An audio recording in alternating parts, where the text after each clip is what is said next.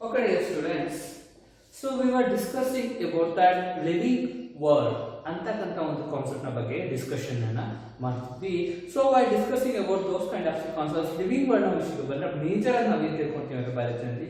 Living organisms ಏನಿದೆ ಅದ್ರ ಬಗ್ಗೆ ನಾವು ಬೇಸಿಕ್ ಆಗಿ ತಿಳ್ಕೊಂಡು ಹೋಗ್ತೀವಿ. ಅದಕ್ಕೆ ಇದು ಒಂದು ಬೇಸಿಕ್ ಕಂಟೆಂಟ್ ಆಗಿರೋದ್ರಿಂದ ನಿಮಗೆ ಒಂದು ನಿಮ್ಮ ಒಂದು ಸಿಲೆಬಸ್ ಫಸ್ಟ್ ಚಾಪ್ಟರ್ ಇದೆ ಅಂತ ನಾವು ಹೇಳ್ತಾ ಹೋಗ್ಬೋದು. So according to what I discussed we in the last class is said to be that if we are said that it is a living organism, okay, if we are consider it is as a living organism, so there are some kind of the basic characteristics which should be said it is a living organism. Okay, ಅದು ಒಂದು ಜೀವಿ ಅಂತ ಹೇಳಿಕೆ ಕೆಲವೊಂದು ಪ್ರಮುಖವಾದ ಗುಣಲಕ್ಷಣಗಳಿರುತ್ತೆ. ಆ ಒಂದು ಗುಣಲಕ್ಷಣಗಳ ಆಧಾರದ ಮೇಲೆ we consider them as living organisms ಅಂತ ನಾವು ಹೇಳ್ತಾ ಹೋಗ್ತೀವಿ. ಸೊ ಲೈಕ್ ನಾವು ಒಂದು ಗುಣಲಕ್ಷಣ ಅಥವಾ ಕ್ಯಾರೆಕ್ಟರಿಸ್ಟಿಕ್ಸ್ ನ ವಿಷಯಕ್ಕೆ ಬಂದ್ರೆ, so living organisms have the capacity to reproduction capacity ಅನ್ನುವಂಥದ್ದು ಇರುತ್ತೆ. ಸಂತಾನೋತ್ಪತ್ತಿ ಕ್ರಿಯೆಯಲ್ಲಿ ಇನ್ವಾಲ್ವ್ ಆಗ್ತಾ ಹೋಗುತ್ತೆ. ಅದೊಂದು ಲಿವಿಂಗ್ ಆರ್ಗನೈಸೇಷನ್ ಇದನ್ನ ಇಂಪಾರ್ಟೆಂಟ್ ಕ್ಯಾರೆಕ್ಟರಿಸ್ಟಿಕ್ಸ್ ಅಂತ ಹೇಳ್ಬೋದು. ಅದಲ್ಲದೆ we can say that growth and development, okay, ಬೆಳವಣಿಗೆ ಮತ್ತು ವಿಕಾಸನ ಅನ್ನುವಂಥದ್ದು ಆಗ್ತಾ ಹೋಗುತ್ತೆ. It is A important characteristics of the living organism. Next like consciousness ಅನ್ನುವಂಥದ್ದು ಇದೆ. ಓಕೆ, ರೆಸ್ಪಾನ್ಸ್ ಸ್ಟಿಮ್ಯುಲೈ, ಕ್ರಿಯೆ ಮತ್ತು ಪ್ರತಿಕ್ರಿಯೆ ಅಂತ ನಾವು ಹೇಳ್ತಾ ಹೋಗ್ಬೋದು. ಅದೇ ರೀತಿಯಾಗಿ ಮೆಟಬಾಲಿಸಮ್ ಅಂತಕ್ಕಂಥ ಒಂದು ರೀತಿಯಾದ ಪ್ರೊಸೆಸ್ ಆಗ್ತಾ ಹೋಗುತ್ತೆ. ಇಟ್ ಮೀನ್ಸ್ ದಟ್ ಸೊ ನಾವು ಒಂದು ಎಲ್ಲಾ ರೀತಿಯಾದ ಕ್ರಿಯೆಗಳನ್ನ ಒಂದು ದೇಹದಲ್ಲಿ ಆಗ್ತಕ್ಕಂಥ ಒಂದು ಪ್ರೋಸೆಸ್ ನಾವು ಮೆಟಬಾಲಿಸಮ್ ಅಂತ ಕೂಡ ನಾವು ತಿಳ್ಕೊಂಡಿದ್ವಿ. ಅದಲ್ಲದೆ ಸೆಲ್ಯುಲಾರ್ ಆರ್ಗನೈಸೇಷನ್ ಅನ್ನುವಂಥದ್ದು ಕೂಡ ಇರುತ್ತೆ. ಇಟ್ ಮೀನ್ಸ್ ದಟ್ ಪ್ರತಿಯೊಂದು ಜೀವಿಗಳ ಅಷ್ಟೇ ವಾಟ್ ಇಸ್ ಮೆಂಟ್ ಪರ್ಸನ್ ಅಂತ ಹೇಳಿದ್ರೆ unit structure and function unit of N living organism. ಒಂದು ಜೀವಿ ಅಂತ ಹೇಳಿದ್ರೆ ಅದು ಫಾರ್ಮ್ ಆಗಬೇಕು ಅಂದ್ರೆ ಒಂದು ಸೆಲ್, ಒಂದು ಅಣುವಿನಿಂದ ಮಾತ್ರ ಅದು ಶುರುವಾಗಿ ಒಂದು ದೊಡ್ಡ ಆರ್ಗನ್, ಒಂದು ದೇಹ ಆಗಿ ಫಾರ್ಮ್ ಆಗುತ್ತೆ ಅಂತ ನಾವು ತಿಳ್ಕೊಂಡಿವಿ ಅಲ್ಲ. So this are all the things we are discussing in the last class. So ಈ ಒಂದು ಇಂಪಾರ್ಟೆಂಟ್ ಕ್ಯಾರೆಕ್ಟರಿಸ್ಟಿಕ್ಸ್ ನಾವೇನ್ ತಿಳ್ಕೊಂಡಿದೀವಿ ಅದರ ಒಂದು ಬೇಸಿಸ್ ನ ಮೇಲೆ ಒಂದು ಜೀವಿನ ನಾವು ಕಂಡುಹಿಡಿತೀವಿ. ಅದನ್ನ ಕ್ಯಾಟಗರೈಸ್ ಏನಂದ್ರೆ ಒಂದೊಂದು ಗುಂಪಿಗೆ ಸೇರಿಸ್ತಾ ಹೋಗ್ತೀವಿ. ಅದೇ ರೀತಿಯಾಗಿ ಅದಕ್ಕೆ ಒಂದು ರೀತಿಯಾದ ಹೆಸರನ್ನು ಕೂಡ ನಾವು ಕೊಡ್ತೀವಿ, ನಾಮಕರಣ ಕೂಡ ಮಾಡ್ತೀವಿ. ಸೊ ಆ ರೀತಿಯಾದ ಪ್ರೋಸೆಸ್ ನ, ಆ ಎಲ್ಲಾ ರೀತಿಯಾದ ಕಂಟೆಂಟ್ ನ, ಸೊ ಇದು ಒಂದು ಸೈನ್ಸ್ ಅಲ್ಲಿ ಒಂದು ಬ್ರಾಂಚ್ ಇದೆ. It is nothing but that taxonomy ಅಂತ ಹೇಳ್ತಾ ಹೋಗ್ತೀವಿ. Okay, so it is said to be that taxonomy ಅಂತ ಹೇಳ್ಬೋದು. ಓಕೆ, taxonomy ಅಂತ ನಾವು ಹೇಳ್ತಾ ಹೋಗ್ತೀವಿ. So what is meant by taxonomy ಅಂತ ಹೇಳಿದ್ರೆ it is a kind of branch of biology which deals with the study of organisms. ಒಂದು ಜೀವಿಯ ಬಗ್ಗೆ ತಿಳ್ಕೊಳ್ತಾ ಹೋಗ್ತೀವಿ. ಯಾವ ರೀತಿಯಾಗಿ ಅಂದ್ರೆ ಕ್ಲಾಸಿಫಿಕೇಶನ್, ಗುಂಪುಗಾರಿಕೆ ಅಂತ ಹೇಳ್ಬೋದು. ಸೊ ನೇಮಿಂಗ್, ಓಕೆ, ನಾಮಕರಣ ಅಥವಾ ಅದಕ್ಕೆ ಒಂದು ನೇಮನ ಕೊಡುವಂಥದ್ದು ಇರ್ಬೋದು. ಅಥವಾ ಸೊ ಲಿವಿಂಗ್ ಆರ್ಗನ್ ಇದೇ ರೀತಿಯಾಗಿ ಐಡೆಂಟಿಫೈ ಅದನ್ನ ನೋಡಿ ಕಂಡುಹಿಡಿತೀವಿ. ಸೊ ಅದೆಲ್ಲದಕ್ಕೂ ಅಷ್ಟೇ ನಾವು ಟ್ಯಾಕ್ಸಾನಮಿನಲ್ಲೇ ತಿಳ್ಕೊಳ್ತೀವಿ ಅಂತ ಹೇಳ್ತಾ ಹೋಗ್ಬೋದು. ಸೊ ಈ ಒಂದು ಇಂಪಾರ್ಟೆಂಟ್ ಕಾನ್ಸೆಪ್ಟ್ ನ ಬಗ್ಗೆ ಈ ಒಂದು ಕ್ಲಾಸಲ್ಲಿ ನಾವು ತಿಳ್ಕೊಳ್ತಾ ಹೋಗೋದು. ಓಕೆನಾ? So what is meant by taxonomy ಅಂತ ಹೇಳಿದ್ರೆ ಬಿಫೋರ್ ಗೋಯಿಂಗ್ ಟು ಈ ಒಂದು ಕಾನ್ಸೆಪ್ಟ್ ಗೆ ಹೋಗೋಕೆ ಮುಂಚೆ ಬ್ರೀಫ್ ಆಗಿ ಒಂದು ಹೇಳೋದು. ಓಕೆ, ಸೊ ನಾನು ಯಾವ್ದೋ ಒಂದು ಪ್ರಾಣಿನ ನೋಡಿದೆ ಅಂತ ತಿಳ್ಕೊಂಡು, ಓಕೆ, ಸೊ ಹಾವು ಹೋಗ್ತಿದೆ ಅಂತ ತಿಳ್ಕೊಳ್ಳೋಣ. ಹಾವು ಅಂತ ಹೇಳ್ತೀನಿ, ಅದಕ್ಕೆ ಹೆಸರು ಹಾವು ಅಂತ ನಾವು ಮೊದಲಿಂದ ಗೊತ್ತಿರೋದು ಸ್ನೇಕ್ ಅಂತ ಹೇಳ್ತೀವಿ. ಓಕೆ, ಲೈಕ್ ದಟ್ ನಾಯಿ, dog, crocodile, okay, lion, tiger, cat, ಇದೆಲ್ಲ ಹೆಸರು ಏನಿದೆ. ಓಕೆ, ಇದು ನಾನು ಇಟ್ಕೊಂಡಿರೋದಲ್ಲ, ಮುಂಚೆಯಿಂದನೂ ಬಂದಿರೋದು. ಓಕೆ, ಸೊ ಮುಂಚೆಯಿಂದನೂ ಅದೇ ಹೆಸರನ್ನ ಡಾಗ್ ಅಂತಾನೆ ಏನು ಕರೀತಾರೆ, ಕ್ಯಾಟ್ ಅಂತಾನೆ ಏನು ಕರೀತಾರೆ, ಲಯನ್ ಅಂತಾನೆ, ಟೈಗರ್ ಅಂತಾನೆ ಏನು ಕರೀತಾರೆ ಅಂದ್ರೆ ಅದಕ್ಕೊಂದು ಸ್ಪೆಸಿಫಿಸಿಟಿ ಏನಾಗ್ತದೆ, ಒಂದು ಕಾರಣ, ಒಂದು ಪ್ರಮುಖವಾದ ಒಂದು ಕಾರಣ ಇದೆ. ಆ ಒಂದು ಕಾರಣಗಳ ಮೇಲೆ ಅಥವಾ ಅದು ಇರ್ತಕ್ಕಂಥ ಕ್ಯಾರೆಕ್ಟರ್ ಮೇಲೆ ಆ ಒಂದು ಹೆಸರನ್ನ ಇಟ್ಟಿದ್ದಾರೆ ಅಂತ ಹೇಳ್ತಾ ಹೋಗ್ಬೋದು. ಸೊ ಅದಕ್ಕೆ ಹೆಸರನ್ನ ಇಡುವಂಥದ್ದು ಐಡೆಂಟಿಫಿಕೇಶನ್ ನೋಡ್ತೀವಿ, ಕಂಡುಹಿಡಿಯುವಂಥದ್ದು ಒಂದು ಜೀವಿನ, ಒಂದು ಪ್ಲಾಂಟ್ ಸಿಗ್ಬೋದು ಅಥವಾ ಇನ್ವೆಸ್ಟ್ಬೋದು. ನಾನು ನೋಡ್ತೀನಿ ಇಂಥ ಒಂದು ಪ್ಲಾಂಟ್, ಒಂದು ಸಸ್ಯ, ಒಂದು ಪ್ರಾಣಿ ಅಂತ ನಾನು ಹೇಳ್ತೀನಿ ಅಂದ್ರೆ ಐಡೆಂಟಿಫಿಕೇಶನ್ ಆಗುತ್ತೆ. ಅದಕ್ಕೆ ಒಂದು ಹೆಸರನ್ನ ಕೊಡ್ತೀವಿ. ಆ ಒಂದು ಹೆಸರನ್ನ ಕೊಟ್ಟಾಗ ಅದು ಒಂದು ಪರ್ಟಿಕ್ಯುಲರ್ ಗುಂಪಿಗೆ ಸೇರಿಸ್ತೀವಿ ಅಲ್ಲ. ಸೊ ಅದೆಲ್ಲ ಪ್ರೋಸೆಸ್ ಕೂಡ ಅಷ್ಟೇ ಈ ಒಂದು ಟ್ಯಾಕ್ಸಾನಮಿನಲ್ಲಿ ನಾವು ತಿಳ್ಕೊಳ್ತೀವಿ ಅಂತ ಹೇಳ್ತಾ ಹೋಗೋದು. ಸೊ ವೆರಿ ಇಂಟ್ರೆಸ್ಟಿಂಗ್ ಕಾನ್ಸೆಪ್ಟ್ ಅಂತ ನಾವು ಹೇಳ್ತಾ ಹೋಗ್ಬೋದು. ಓಕೆ, ಟ್ಯಾಕ್ಸಾನಮಿ ಅಥವಾ ಇನ್ನೊಂದು ಹೆಸರು ಇದನ್ನು ಕರೀತಾ ಹೋಗ್ತಾರೆ, it is said to be or systematics ಅಂತ ಕರೀತಾರೆ. ಟ್ಯಾಕ್ಸಾನಮಿ ಆರ್ ಸಿಸ್ಟಮ್ಯಾಟಿಕ್ಸ್ ಅಂತ ಹೇಳ್ಬೋದು. ಎರಡು ರೀತಿಯಾದ ಹೆಸರು ಕೂಡ ಇದನ್ನ ಕರೀತಾ ಹೋಗ್ತಾರೆ, ಟ್ಯಾಕ್ಸಾನಮಿ ಅಥವಾ ಸಿಸ್ಟಮ್ಯಾಟಿಕ್ಸ್ ಅಂತ ನಾವು ಹೇಳ್ತಾ ಹೋಗ್ತೀವಿ. ಸೊ ವಾಟ್ ಇಟ್ ಮೀನ್ಸ್, ಈ ಒಂದು ಟ್ಯಾಕ್ಸಾನಮಿ ಅಂದ್ರೆ ಅಥವಾ ಸಿಸ್ಟಮ್ಯಾಟಿಕ್ಸ್ ಅಂದ್ರೆ ಏನು ಅದ್ರ ಬಗ್ಗೆ ನಾವು ತಿಳ್ಕೊಳ್ತಾ ಹೋಗೋಣ. ಬಿಫೋರ್ ದಟ್ ಇದಕ್ಕೆ ಒಂದು ಡೆಫಿನೇಷನ್ ಇದೆ. What is meant by taxonomy ಅಂತ ಹೇಳ್ತಾರೆ, a taxonomy is nothing but that it is a branch of biology. Okay, ಇದು ಒಂದು ಬಯಾಲಜಿಯ ಒಂದು ಬ್ರಾಂಚ್ ಅಂತ ಹೇಳ್ಬೋದು. branch of biology, so which deals with the branch of biology which deals with the ಯಾವನ್ನ ಒಳಗೊಂಡಿರುತ್ತೆ ಈ ಒಂದು ಟ್ಯಾಕ್ಸಾನಮಿ ಅಂತಕ್ಕಂಥ ಒಂದು ಬ್ರಾಂಚ್ ಅಂತ, right, deals with the identification, ಮೊದಲನೇದಾಗಿ ಐಡೆಂಟಿಫಿಕೇಶನ್ ಕಂಡುಹಿಡಿಯುವಂಥದ್ದು. ಸೊ ಅದೇ ರೀತಿಯಾಗಿ ನಾಮನ್ಕ್ಲೇಚರ್ ಅಂತ ಹೇಳ್ತೀವಿ. Identification, nomenclature and also the classification.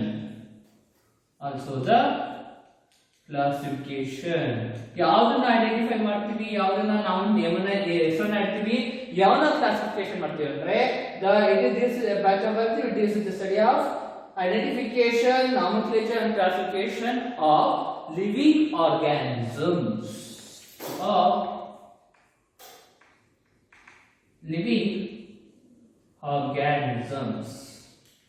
Is said to be taxonomy ಅಂತ ಒಂದು ಡೆಫಿನೇಷನ್ ನಾವು ನೋಡ್ತೀವಿ ಅಂತ ಹೇಳ್ತಾ ಹೋಗೋದು. Okay, so this is about the branch of ಏನೊಂದು definition of the taxonomy ಅಂತ ಹೇಳ್ತಾ ಹೋಗ್ತೀವಿ. It is a branch of biology which deals with the identification, nomenclature and classification of the living organism is called as taxonomy or systematics ಅಂತ ಕರೀತಾ ಹೋಗ್ತೀವಿ. ಓಕೆನಾ? So ಒಂದು ಜೀವಿನ identify ಕಂಡುಹಿಡಿಯುವಂಥದ್ದು, ಅದಕ್ಕೆ ಹೆಸರನ್ನ ಕೊಡುವಂಥದ್ದು, ಅದು ಇಂಥದೇ ಒಂದು ನಿರ್ದಿಷ್ಟ ಗುಂಪಿಗೆ ಸೇರುತ್ತೆ ಅಂತ ಒಂದು ಗುಂಪಿಗೆ ಸೇರಿಸುವಂಥದ್ದು, ಇಷ್ಟು ಒಂದು ಪ್ರೋಸೆಸ್ ನಾವು ಟ್ಯಾಕ್ಸಾನಮಿನಲ್ಲಿ ತಿಳ್ಕೊಳ್ತೀವಿ ಅಂತ ಹೇಳ್ತಾ ಹೋಗ್ಬೋದು. ಸೊ ಈ ಒಂದು ಇಷ್ಟಿಗೆ ಇದಕ್ಕೆ ಟ್ಯಾಕ್ಸಾನಮಿ ಅಂತಾನೆ ಬಂತು ಅಥವಾ ಸಿಸ್ಟಮ್ಯಾಟಿಕ್ ಅಂತಾನೆ ಏನಕ್ಕೆ ಬಂತು ಅಂತ ಹೇಳ್ತಾರೆ, ಹಿಸ್ಟ್ರಿ ಬಗ್ಗೆ ಹೇಳ್ತಾರೆ. So wherever the system, okay, ಅಥವಾ systematics is derived from the Latin word. ಓಕೆನಾ? ಸೊ ಈ ಒಂದು ಸಿಸ್ಟಮ್ಯಾಟಿಕ್ಸ್ ಅನ್ನುವಂಥದ್ದು it is derived from, derived ಅಂದ್ರೆ ಬಂದಿರುವಂತದ್ದು ಅಂತ ಹೇಳ್ಬೋದು, derived from Latin word. Okay, systematics ಅಂತ ಹೆಸರಿಗೆ ಏನ್ ಕರೀತಿದೆ ಅಂತ ಹೇಳಿದ್ರೆ ಲ್ಯಾಟಿನ್ ವರ್ಡ್ ಅಲ್ಲಿ ಒಂದು ಲ್ಯಾಟಿನ್ ಭಾಷೆಯಲ್ಲಿ ಒಂದು ವರ್ಡ್ ಇದೆ. So it is said the ಸಿಸ್ಟಮ ಅಂತ ಕರೀತಾರೆ. Okay, it is said to be ಸಿಸ್ಟಮ ಅಂತ ಹೇಳ್ತೀವಿ. ಈ ಒಂದು ಸಿಸ್ಟಮ ಅಂತಕ್ಕಂಥ ವರ್ಡ್ ಇದೆ, ಸಿಸ್ಟಮ್ಯಾಟಿಕ್ಸ್ ಅಂತಕ್ಕಂಥ ಒಂದು so what ever that word ಬಂದಿದೆ ಅಂತ ನಾವು ಹೇಳ್ಬೋದು. ಸೊ ಹಂಗಂದ್ರೆ ಏನ್ ಇದರ ಮೀನಿಂಗ್ ಏನು ಅಂತ ಹೇಳ್ತಾರೆ. ಸೊ ಸಿಸ್ಟಮ ಅಂದ್ರೆ ಲ್ಯಾಟಿನ್ ವರ್ಡ್ ಅಲ್ಲಿ ಅದನ್ನ ನಮ್ಮ ಒಂದು ಇಂಗ್ಲಿಷ್ಗೆ ಅನುವಾದ ಮಾಡಿದಾಗ ಅದಕ್ಕೆ ಅರ್ಥ ಏನ್ ಬರುತ್ತೆ ಅಂತ ಹೇಳಿದ್ರೆ categorisation of the living organisms or arrangement of the living organisms ಅಂತ ಹೇಳ್ತೀವಿ. ಓಕೆ, ಹೆಸರು ಏನು ಅಂದ್ರೆ ಸಿಸ್ಟಮ ಅಂದ್ರೆ arrangement of living organisms. Okay, so ಜೀವಿಗಳನ್ನ ಒಂದು ಗುಂಪಾಗಿ ಸೇರಿಸಬೇಕಂತ ನಾವು ಸಿಸ್ಟಮ ಅಂತ ಹೇಳ್ತಾ ಹೋಗ್ತೀವಿ ಲ್ಯಾಟಿನ್ ವರ್ಡ್ ಅಲ್ಲಿ. ಸೊ ಅದೇ ಒಂದು ವರ್ಡ್ ಸಿಸ್ಟಮ್ಯಾಟಿಕ್ಸ್ ಅಂತ ಬಂದಿದೆ ಅಂತ ನಮ್ಮ ಒಂದು ಹಿಸ್ಟ್ರಿನಲ್ಲಿ ನಾವು ತಿಳ್ಕೊಳ್ತಾ ಹೋಗ್ತೀವಿ. ಓಕೆ, ಸೊ ಸಿಸ್ಟಮ್ಯಾಟಿಕ್ಸ್ ಆಯ್ತು. ಟ್ಯಾಕ್ಸಾನಮಿ ಅಂದ್ರೆ ಏನು? ಓಕೆ, ಸೊ ಟ್ಯಾಕ್ಸಾನಮಿ ಬಗ್ಗೆ ಹೇಳ್ತಾ ಹೋದ್ರೆ ಸೊ ಅದು ಕೂಡ ಲ್ಯಾಟಿನ್ ವರ್ಡ್ ಇಂದ ಬಂದಿರೋದು. So what is meant by taxonomy mean? Okay, meaning of the taxonomy ಅಂತ ಹೇಳ್ತಾ ಹೋದ್ರೆ okay, what is the meaning of taxonomy ಅಂತ ಹೇಳ್ತಾರೆ. It is said to be ಅಥವಾ ದ ಮೀನಿಂಗ್ ಇಟ್ ಕ್ರಿಯೇಟ್ಸ್ ಅಥವಾ meaning it gives that external and internal characters. Okay, taxonomy model taxonomy ಹೆಸರನ್ನ ಹೇಳ್ತೀನಿ ಅಂದ್ರೆ ಸೊ ಕ್ಯಾಟಗರೈಸೇಷನ್ ಆಫ್ ಆರ್ಗ್ಯಾನಿಸಮ್ಸ್ ಅಂತ ಹೇಳ್ಬೋದು. Okay, ಅಥವಾ ಕ್ಲಾಸಿಫಿಕೇಶನ್ ಆಫ್ ಆರ್ಗ್ಯಾನಿಸಮ್ಸ್ ಅಂತ ಹೇಳ್ತಾ ಹೋಗ್ತೀವಿ. Classification of what kind of organisms means living organisms. Classification of living organisms. So ಯಾವ ರೀತಿಯಾಗಿ ಒಂದು ಗುಂಪನ್ನ ಮಾಡ್ತೀವಿ ಅಂದ್ರೆ based on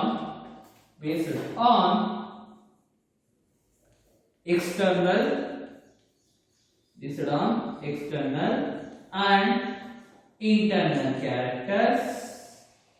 external ಮತ್ತೆ ಇಂಟರ್ನಲ್ ಕ್ಯಾರೆಕ್ಟರ್ಸ್ ನ ಬೇಸ್ನ ಮೇಲೆ ಒಂದು ಆರ್ಗನಿಸಮ್ ಕ್ಲಾಸಿಫಿಕೇಶನ್ ಅಥವಾ ಗುಂಪನ್ನ ಮಾಡ್ತಾ ಹೋಗ್ತೀವಿ. ಅದಲ್ಲದೆ ಸೆಲ್ ಸ್ಟ್ರಕ್ಚರ್. ಓಕೆ, ಆ ಒಂದು ಸೆಲ್ ಯಾವ ಒಂದು ಸ್ಟ್ರಕ್ಚರ್ ಇದೆ, ಸಾರಿ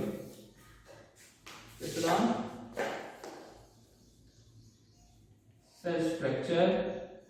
ಓಕೆ, and its function.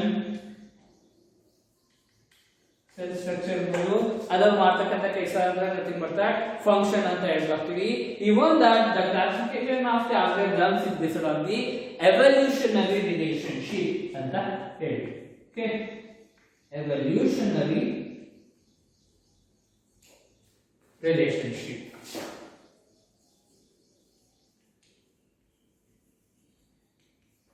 ಈ ಎಲ್ಲಾ ರೀತಿಯಾದ ಒಂದು ಪಾಯಿಂಟ್ಸ್ ಗಳನ್ನ ಕನ್ಸಿಡರ್ ಮಾಡಿ ಒಂದು ಆರ್ಗನ್ ಅಥವಾ ಒಂದು ಜೀವಿನ ನಾವು ಗುಂಪುಗಳನ್ನ ಮಾಡ್ತೀವಿ ಅಂತ ಹೇಳ್ಬೋದು. ಇಷ್ಟು ಒಂದು ಪರ್ಸನ್ ನಾವು ಟ್ಯಾಕ್ಸಾನಮಿ ಅಂತ ಹೇಳ್ತಾ ಹೋಗ್ತೀವಿ. ಟ್ಯಾಕ್ಸಾನಮಿ ಅಂತಕ್ಕಂಥ ಒಂದು ವರ್ಡ್ಗೆ ಇಷ್ಟು ಒಂದು ರೀತಿಯಾದ ಅರ್ಥ ಇದೆ. What is meant by taxonomy ಅಂತ ಹೇಳ್ತಾರೆ the classification of living organisms. So ಒಂದು ಜೀವಿಗಳನ್ನ ನಾವು ಗುಂಪನ್ನಾಗಿ ವಿಂಗಡಿಸ್ತಾ ಹೋಗ್ತೀವಿ. ಯಾವುದರ ಮೇಲೆ ಗುಂಪಾಗಿ ವಿಂಗಡಿಸ್ತೀವಿ ಅಂದ್ರೆ based on external and internal characters, ಅದರ ಬಾಹ್ಯ ಮತ್ತೆ ಆಂತರಿಕ ಒಂದು ಗುಣಲಕ್ಷಣಗಳಿದೆ, ಅದರ ಮೇಲೆ ನಾವು ಗುಂಪನ್ನ ಮಾಡ್ತಾ ಹೋಗ್ತೀವಿ. ಅದೇ ರೀತಿಯ ಸೆಲ್, ಒಂದು ಅಣು ಯಾವ ರೀತಿಯ ಕ್ರಿಯೇಟ್ ಆಗಿದೆ ಅದರ ಮೇಲೆ ನಾವು ಏನೊಂದು ಗುಂಪನ್ನ ಮಾಡ್ತಾ ಹೋಗ್ತೀವಿ.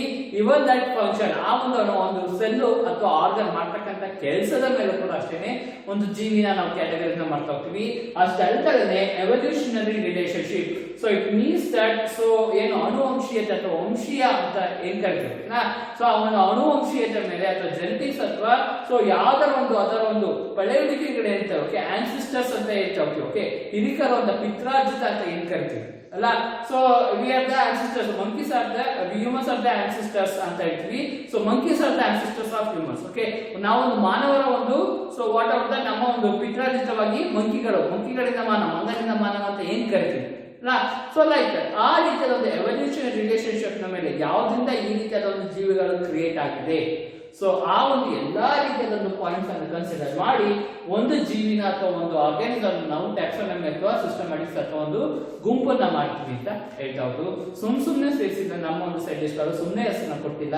ಆ ಒಂದು ಪ್ರತಿಯೊಂದು ಪ್ರಾಣಿಗೆ ಒಂದು ಹೆಸರಿದೆ, ಅದಕ್ಕೆ ಒಂದು ಹಿಂದಿನ ಇಷ್ಟೋ ರೀತಿಯಾದ ಒಂದು ರೂಲ್ಸ್ ಅಂಡ್ ರೆಗ್ಯುಲೇಷನ್ಸ್ ಇರುತ್ತೆ, ಅದಕ್ಕೆ ಒಂದು ಅರ್ಥ ಅನ್ನುವಂಥದ್ದು ಇರುತ್ತೆ. ಆ ಒಂದು ಎಲ್ಲಾ ರೀತಿಯಾದ ಕ್ಯಾರೆಕ್ಟರ್ಸ್ ಕನ್ಸಿಡರ್ ಮಾಡಿ ಒಂದು ಜೀವಿ ಇಂಥ ಒಂದು ಗುಂಪಿಗೆ ಸೇರಿಸಬೇಕು ಅಂತ ಅರೇಂಜ್ಮೆಂಟ್ ಮಾಡಿದ್ದಾರೆ ಅಂತ ಹೇಳ್ಬೋದು. ಸೊ ಅದ್ರ ಬಗ್ಗೆ ತಿಳ್ಕೊಳ್ಳೋದನ್ನ ನಾವು ಟ್ಯಾಕ್ಸಾನಮಿ ಅಥವಾ ಸಿಸ್ಟಮ್ಯಾಟಿಕ್ಸ್ ಅಂತ ಕರೀತಾ ಹೋಗ್ತೀವಿ.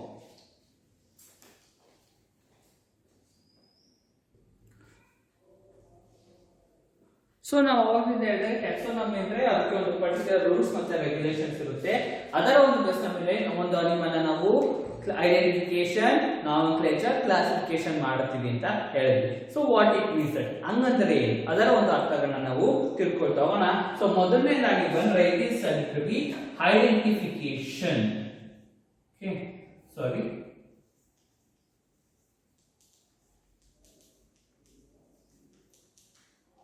ಐಡೆಂಟಿಫಿಕೇಶನ್ ಅಂದ್ರೆ ಏನು ಅಥವಾ ಕಂಡುಹಿಡಿಯುವಿಕೆ ಅಂತ, ಕಂಡುಹಿಡಿಯೋದು ಅಂತ ನಾವು ಹೇಳ್ತೀವಿ. ಸೊ ಅದನ್ನ ನಾವು ತಿಳ್ಕೊಳ್ತಾ ಹೋಗೋಣ. So what is meant by identification ಅಂತ ಹೇಳ್ತಾ ಹೋದ್ರೆ the determination of unknown species. Okay, it is said to be the determination of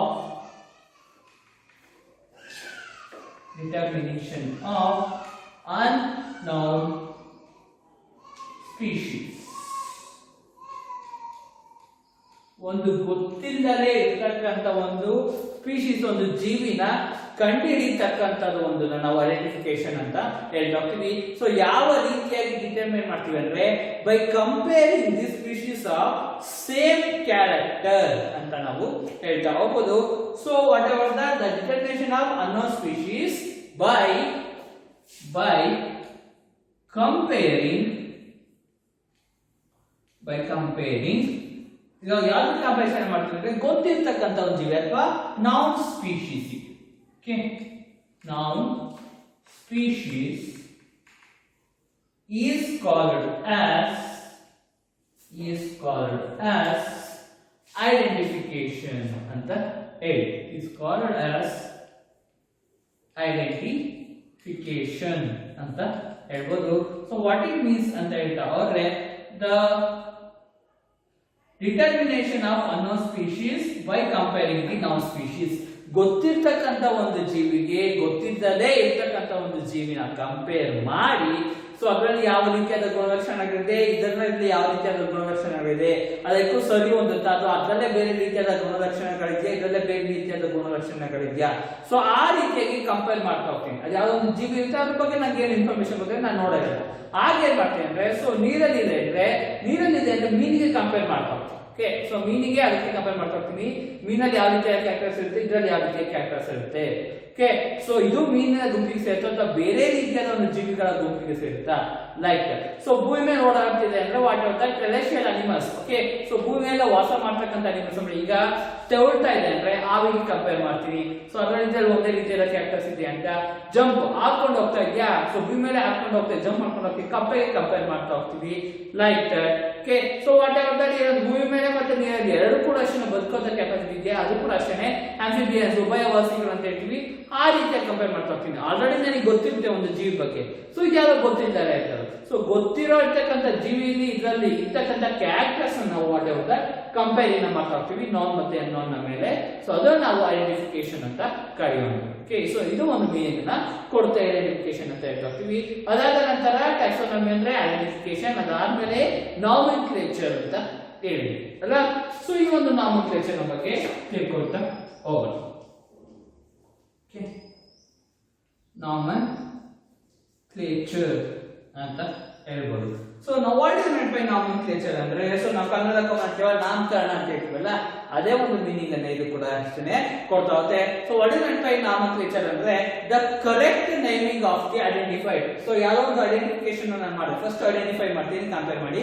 ಅದಾದ್ಮೇಲೆ so the correct naming of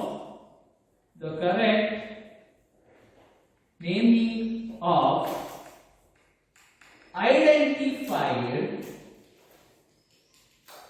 okay, the correct naming of identified organisms. Okay, the correct naming of identified organisms based on or comparing is said to be that. So comparing with the other organisms ಅಂತ ನಾವು ಹೇಳ್ತಾ ಹೋಗ್ಬೋದು. So what it means ಅಂದ್ರೆ the correct naming of identified organisms by the process of identification on the basis ಅಂತ ಹೇಳ್ಬೋದು. So on the basis of identification, ಒಂದು animal ಒಂದು ಜೀವಿನ ನಾನು ಕಂಡುಹಿಡಿಬೇಕು ಅಂದ್ರೆ ಅದಕ್ಕೆ ಒಂದು ಕ್ರೈಟೀರಿಯಾ ಇದೆ. ಓಕೆ, ಆ ಒಂದು ಕ್ರೈಟೀರಿಯಾ ಐಡೆಂಟಿಫೈ ಮಾಡಲಿಕ್ಕೆ ಯಾವ ರೀತಿಯಾದ ಒಂದು ಕ್ರೈಟೀರಿಯಾ ನಾನು ಮಾಡ್ತೀನಿ. Okay, so the correct of identify ಅಂದ್ರೆ ಐಡೆಂಟಿಫಿಕೇಶನ್ ಕ್ಯಾರೆಕ್ಟರ್ಸ್ ಅಂತ ನಾವು ಹೇಳೋಣ. ಐಡೆಂಟಿಫೈಡ್ ಕ್ಯಾರೆಕ್ಟರ್ಸ್, ಯಾವ ರೀತಿಯಾದ ಗುಣಲಕ್ಷಣಗಳನ್ನ ನೋಡಿ ಆ ಒಂದು ಜೀವಿನ ನಾನು ಕಂಡಿದ್ದೀನಿ, ಅದರ ಒಂದು ಬೇಸಿಸ್ ನ ಮೇಲೆ ಅದಕ್ಕೆ ಒಂದು ಹೆಸರನ್ನ ಮಾಡ್ಕೊಡ್ತೀನಿ ನಾನು, ನಾಮೆನ್ಕ್ಲೇಚರ್ ಅಂತ ಹೇಳ್ತಾ ಹೋಗ್ತೀನಿ. ಬಟ್ ನಮ್ಮ ಒಂದು ಸೈನ್ಸ್ ಅಲ್ಲಿ ಏನಾಗುತ್ತೆ ಅಂದ್ರೆ, ಸೊ ಐಡೆಂಟಿಫಿಕೇಶನ್ ಮಾಡಿ ಕ್ಲಾಸಿಫಿಕೇಶನ್ ಮಾಡಿ ನೇಮಿಂಗ್ ನ ಮಾಡ್ತೀನಿ ಅಂದ್ರೆ ಸುಮ್ನೆ ಒಂದು ನೇಮ್ ಅನ್ನ ಕೊಡ್ಲಿಕ್ಕಾಗಲ್ಲ. ಅದಕ್ಕೆ ಒಂದು ಪರ್ಟಿಕ್ಯುಲರ್ ರೂಲ್ಸ್ ಇದೆ. ಆ ರೀತಿಯಾದ ರೂಲ್ಸ್ ನ ಕ್ರಿಯೇಟ್ ಮಾಡಿರ್ತಕ್ಕಂಥ ಒಂದು ರೂಲ್ಸ್ ನ ಕ್ರಿಯೇಟ್ ಮಾಡಿರ್ತಕ್ಕಂಥ ಒಂದು ಆರ್ಗನೈಸೇಷನ್ ಇದೆ. ಆ ಒಂದು ಆರ್ಗನೈಸೇಷನ್ ಮಾಡಿದ್ದಾರೆ ಅಂದ್ರೆ ಒಂದು ಜೀವಿಗೆ ಒಂದು ಹೆಸರನ್ನ ಇಡಬೇಕು ಅಂದ್ರೆ ಕೆಲವೊಂದು ಸ್ಟ್ರಿಕ್ಟ್ ರೂಲ್ಸ್ ಅನ್ನ ಮಾಡ್ಕೊಂಡು ನಿಯಮಗಳನ್ನ ಮಾಡ್ಕೊಟ್ಟಿದೆ.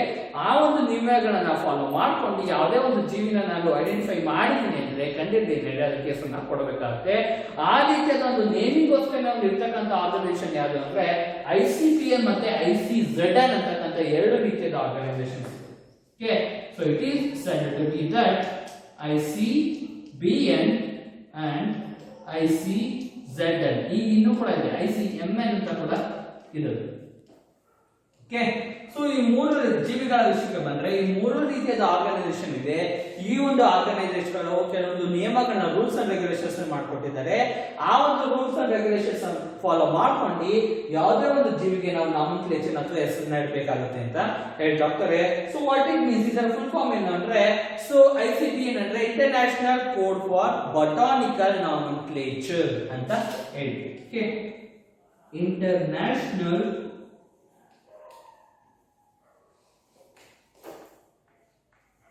code for botanical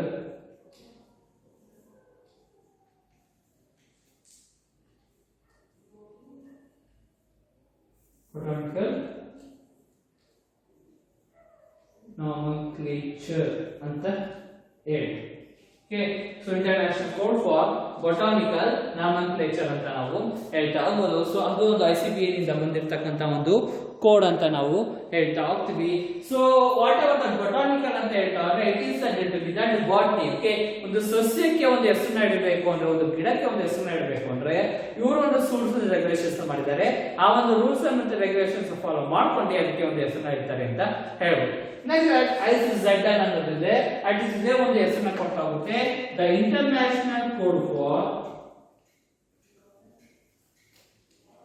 international code for zoological nomenclature. Zoological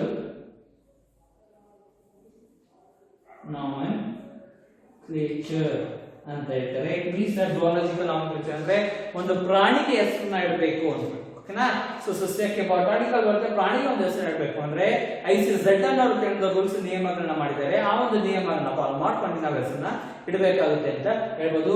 so ICMR ಈ ಒಂದು ರೀಸೆಂಟ್ ಆಗಿ ಬಂದಿರುವಂತದ್ದು. ಸೊ ಆಲ್ರೆಡಿ ಇದು ಕೂಡ ಅಷ್ಟೇ ಫಸ್ಟ್ ಕ್ರಿಯೇಟ್ ಆದಂತ ಇವೆರಡು, ಬಟ್ ಇದನ್ನ ಇನ್ನೊಂದು ಫರ್ದರ್ ಬ್ರಾಂಚ್ ಆಗಿ ಮಾಡಿದ್ದಾರೆ.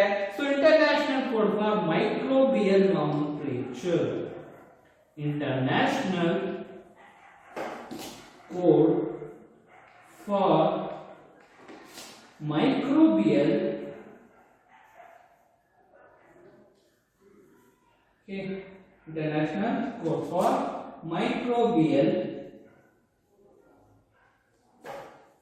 nomenclature ಅಂತ ಹೇಳ್ತಾರೆ. ಇಟ್ ಮೀನ್ಸ್ ಕೆಲವು ಮೈಕ್ರೋಬ್ಗಳಿಗೆ, ಓಕೆ, ಅಣು ಸೂಕ್ಷ್ಮಾಣು ಜೀವಿಗಳಿಗೆ ಹೆಸರನ್ನ ಇಡಬೇಕು ಅಂದ್ರೆ ಸುಮ್ಮನೆ ಇರೋದಿಲ್ಲ.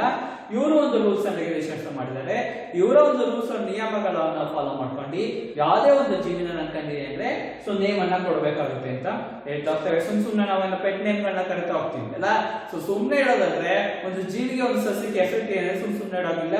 ಇವರೊಂದು ರೂಲ್ಸ್ ಅಂಡ್ ರೆಗ್ಯುಲೇಷನ್ಸ್ ಮಾಡಿದ್ದಾರೆ. ಆ ಒಂದು ರೂಲ್ಸ್ ಅಂಡ್ ರೆಗ್ಯುಲೇಷನ್ಸ್ ಮಾಡಿ ಅದನ್ನ ಇಟ್ಟರೆ ಓವರ್ ವರ್ಡ್ ಅದನ್ನೇ ಯೂಸ್ ಮಾಡಿ. ನೆಕ್ಸ್ಟ್ ಕಾನ್ಸೆಪ್ಟ್ ಅಲ್ಲಿ ಹೇಳ್ತಾ ಹೋಗ್ತೀವಿ. Okay, so criteria for nomenclature. So ಯಾವ ರೀತಿಯಾದ ಕ್ರೈಟೀರಿಯಾನ ಫಾಲೋ ಮಾಡ್ತಾ ಹೋಗ್ತಾರೆ, ಏನಕ್ಕೆ ಆ ರೀತಿಯಾದ ಕ್ರೈಟೀರಿಯಾನ ಫಾಲೋ ಮಾಡಿದ್ದಾರೆ ಒಂದು ನಾಮೆನ್ಕ್ಲೇಚರ್ಗೆ. ಪ್ರತಿ ಇಡೀ ಪ್ರಪಂಚದಲ್ಲಿ ಒಂದು ಆ ಒಂದು ಜೀವಿಗೆ ಒಂದೇ ಹೆಸರಲ್ಲಿ ಏನಕ್ಕೆ ಕರೀತಾರೆ ಅದು ಒಂದು ಕ್ರೈಟೀರಿಯಾ ಇದೆ. ಅದ್ರ ಬಗ್ಗೆ ನಾವು ತಿಳ್ಕೊಳ್ತಾವನ್ನ. ಜಸ್ಟ್ ಈಗ ನಾಮೆನ್ಕ್ಲೇಚರ್ ಅಂದ್ರೆ ಏನು, ಸೊ ಯಾವ ಇದನ್ನ ಮೇಂಟೈನ್ ಮಾಡ್ತಾ ಹೋಗ್ತಿದೆ, ಆ ಒಂದು ರೂಲ್ಸ್ ಅನ್ನ ಮೇಂಟೈನ್ ಮಾಡ್ತಾ ಹೋಗ್ತಿದ್ದಾರೆ. ರೂಲ್ಸ್ ಅನ್ನ ಯಾರು ಕ್ರಿಯೇಟ್ ಮಾಡಿದ್ದಾರೆ ಅಂದ್ರೆ ಈ ರೀತಿಯಾದ ಒಂದು ಆರ್ಗನೈಸೇಷನ್ಸ್ ಕ್ರಿಯೇಟ್ ಮಾಡಿದ್ದಾರೆ ಅಂತ ಹೇಳ್ತಾ ಹೋಗ್ಬೋದು. So this is about that identification and the nomenclature ಅಂತ ನಾವು ಹೇಳ್ಬೋದು.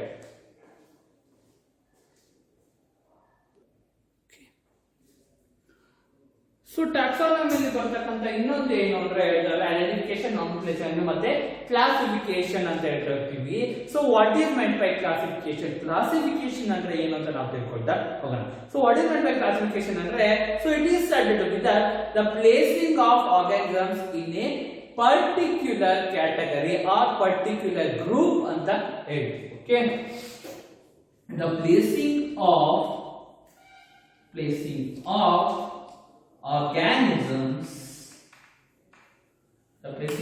organisms in a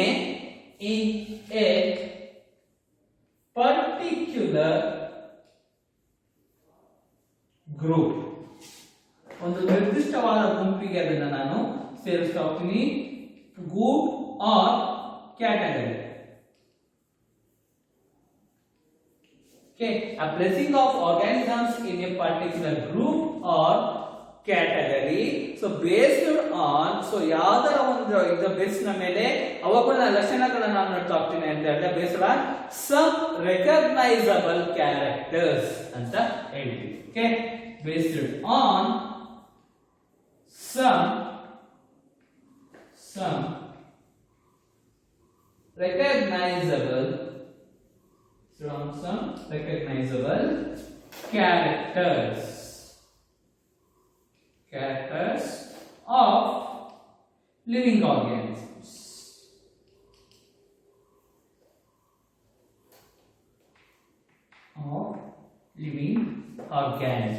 It is said to be that classification ಅಂತ ಹೇಳ್ತಾ ಹೋಗ್ತೀವಿ. ಸೊ ಎಷ್ಟೋ ರೀತಿಯಾದ ವೆರೈಟೀಸ್ ಆಫ್ ಪ್ಲಾಂಟ್ಸ್ ಗಳಿದಾವೆ, ಅನಿಮಲ್ಸ್ ಗಳಿದಾವೆ, ಮೈಕ್ರೋಬ್ಸ್ ಇದಾವೆ ಇಡೀ ಒಂದು ಭೂಮಿ ಮೇಲೆ. ಓಕೆ, ಸೊ ಅದೆಲ್ಲಾನು ಕೂಡ ಅಷ್ಟೇ ನಾವು ದೈವಿಕ ಆಗಿರೋ ಅಂತ ನಾವು ಕ್ಯಾಟಗರಿ ಮಾಡಿದೀವಿ ಅಂದ್ರೆ, ಸೊ ಯಾವ್ದ್ರ ಮೇಲೆ ಅಂದ್ರೆ ವಾಟ್ ಆರ್ ದ ಪ್ಲಾಂಟ್ಸ್ ಇರ್ಬೋದು, ಅನಿಮಲ್ಸ್ ಇರ್ಬೋದು, ಮೈಕ್ರೋಬ್ಸ್ ಇರ್ಬೋದು, ಅದರ ಒಂದು ಸೈಜ್ ನ ಮೇಲೆ, ಓಕೆ, ಶೇಪ್ ನ ಮೇಲೆ, ಸೈಜು, ಶೇಪು, ಸ್ಟ್ರಕ್ಚರು,